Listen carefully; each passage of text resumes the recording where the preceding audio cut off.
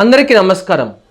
అజ్ఞానాన్ని జ్ఞానంతో, చీకటిని వెలుగుతో ఎలా అయితే మనం పారదోలుతామో అదేవిధంగా హెల్త్ ఇష్యూస్లో ఉన్న అపోహలని దాని గురించి నేర్చుకొని దాని గురించి తెలుసుకొని ఆ అపోహలను దూరం చేయడానికే మా ఈ ప్రయత్నము. రష్ హాస్పిటల్ నుంచి నేను ఆర్థోపెడిక్ సర్జన్ డాక్టర్ శరత్ చంద్ర, కన్సల్టెంట్ ఆర్థోపెడిక్ సర్జన్గా పనిచేస్తున్నాము. ఈ మాధ్యమం ద్వారా మీకు ఆర్థోపెడిక్లో సంబంధించిన కొన్ని అపోహలను తొలగించడానికి మా ఈ ప్రయత్నం. ఇవాళ మనం డిస్కస్ చేసుకునే టాపిక్ బోన్ హెల్త్. వీటికి ఎంతోమందికి చాలా అపోహలు ఉంటాయి.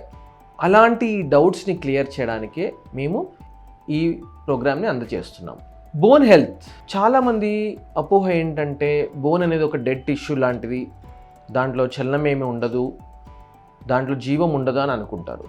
కాదు, బోన్ సెల్స్ అనేటివి ఎలా అయితే మన స్కిన్ పోయి మళ్ళీ కొత్త స్కిన్ వస్తుందో అదేవిధంగా బోన్లో ఉన్న సెల్స్ ఏవైతే ఉన్నాయో అవి కొన్ని రోజుల తర్వాత ఆ సెల్స్ చనిపోయి దాని ప్లేస్లో కొత్త సెల్స్ అనేటివి వస్తూ ఉంటాయి.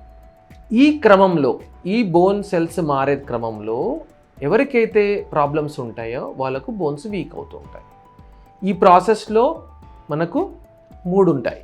ఒకటి, కొత్త బోన్ సెల్స్ తయారు కావడము, వాటికి స్ట్రెంగ్త్ చేకూర్చడం, బలం చేకూర్చడము. మూడోది, ఆ సెల్స్ చనిపోయి మళ్ళీ కొత్త సెల్స్ రావడం. బోన్స్లో కాల్షియం మాత్రమే ఉండవు, కాల్షియంతో పాటు ప్రోటీన్ కూడా ఉంటుంది. ప్రోటీన్ అనేది మనకు ఫుడ్లో వస్తుంటుంది. ఆ ఫుడ్లోంచి ప్రోటీన్ మ్యాట్రిక్స్ అనేది ఫామ్ అవుతుంది. సో బోన్లో కాల్షియం మాత్రమే కాకుండా బోన్ ప్రోటీన్ కూడా ఉంటుందన్నమాట. ఈ రెండిటికి కూడా మనకు హెల్త్ కావాలి. బోన్కి స్టిమ్యులస్ ఎప్పుడైతే తగ్గిపోతుందో అప్పుడు బోన్స్ వీక్ అవుతుంటాయి. చాలామంది వచ్చి అడుగుతూ ఉంటారు, సార్ నాకు బోన్స్ వీక్ అయిపోయాయి.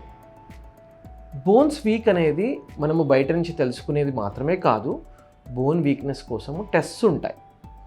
చాలామందికి అవగాహన లేదు, బోన్ టెస్ట్ ఎలా చేయాలి, బోన్ స్ట్రెంత్ ఎలా చెక్ చేసుకోవాలనేది. నిజంగానే ఆ బోన్ స్ట్రెంత్ కనుక తక్కువ ఉంటే ఆ బోన్ స్ట్రెంత్ని పెంచడానికి ఉపాయాలు, మెడిసిన్స్, మార్గాలు ఉన్నాయి.